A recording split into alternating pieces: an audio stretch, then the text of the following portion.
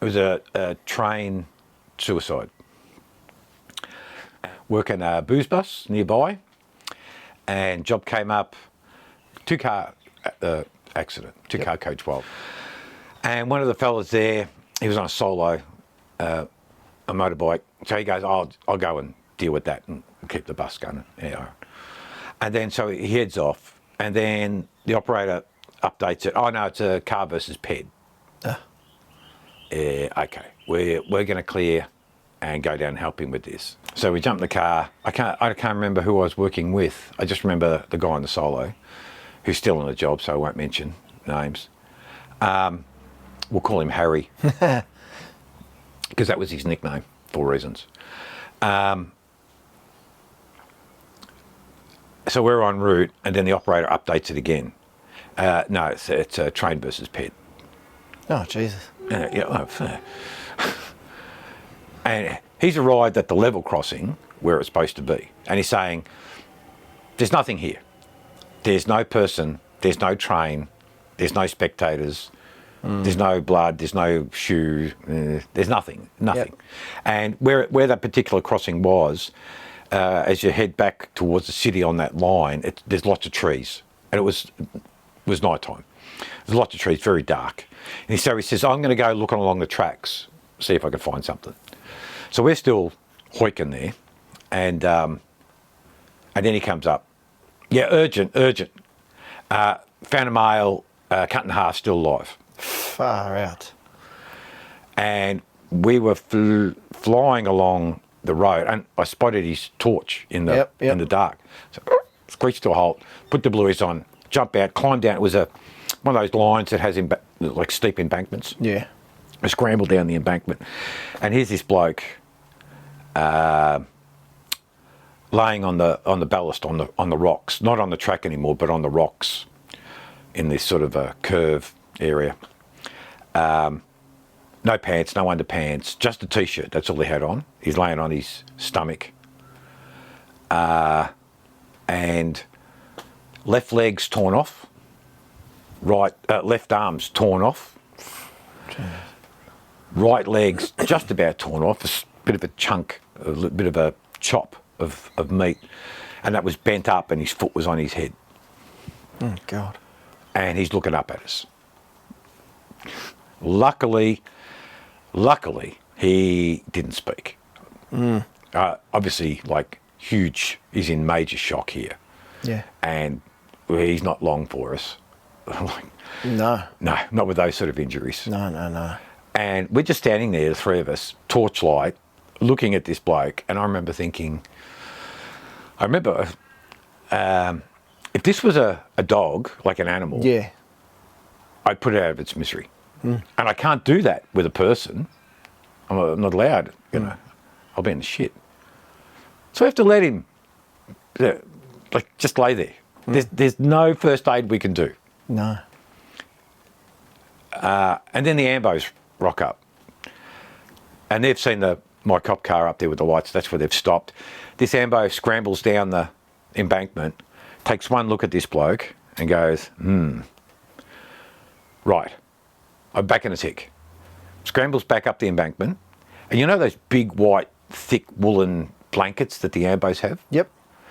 He comes down with one of those and then lays it out like a picnic rug and says, gentlemen, can you grab one corner of each of this gentleman and put him in the middle of the blanket, please?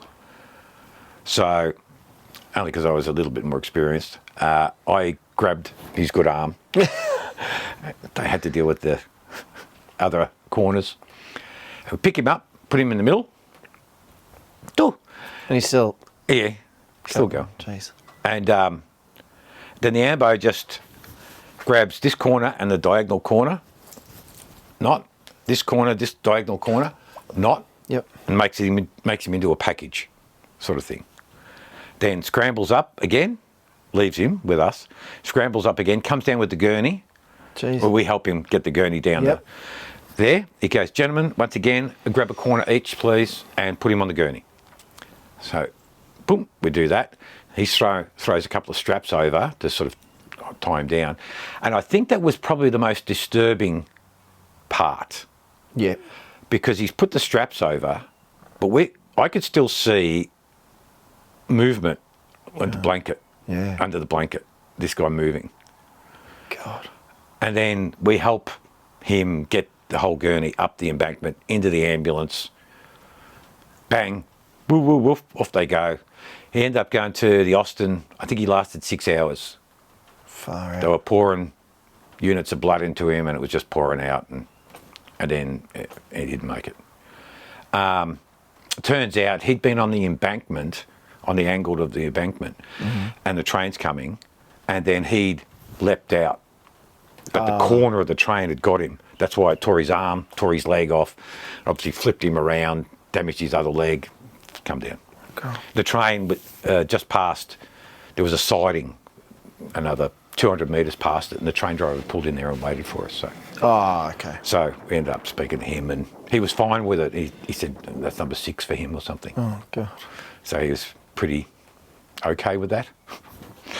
And I found his arm surprisingly heavy to carry an arm. Really? Yeah, you don't think an arm's heavy, but it was. It was surprisingly heavy. We didn't find the leg.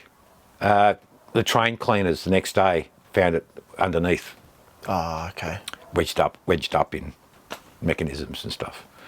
So, but I remember saying to Harry especially, after he was taken off in the ambos and everything, and we're sort of like,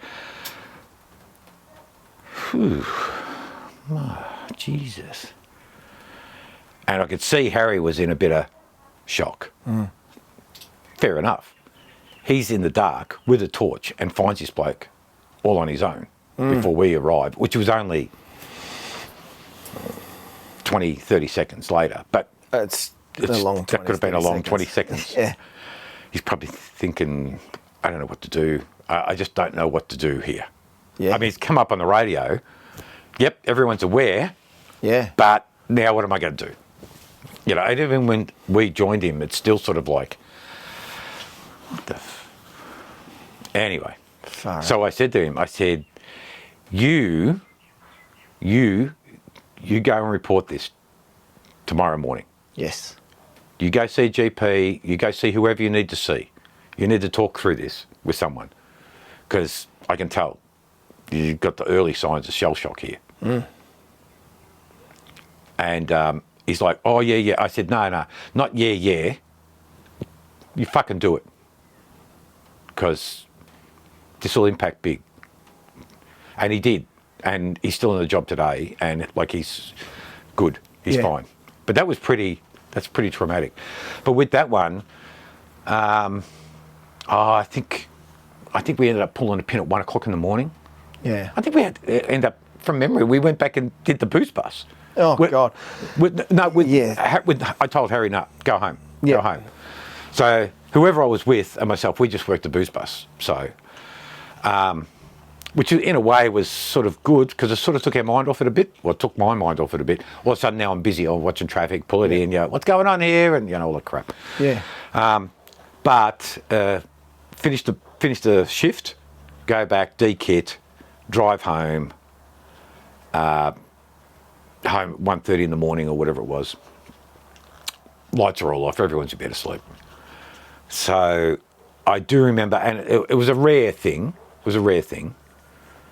but I do remember sitting there just with the light on in the kitchen, and I think I had 3 strong scotches, because at that point it's all quiet, it's all dark, just thoughts.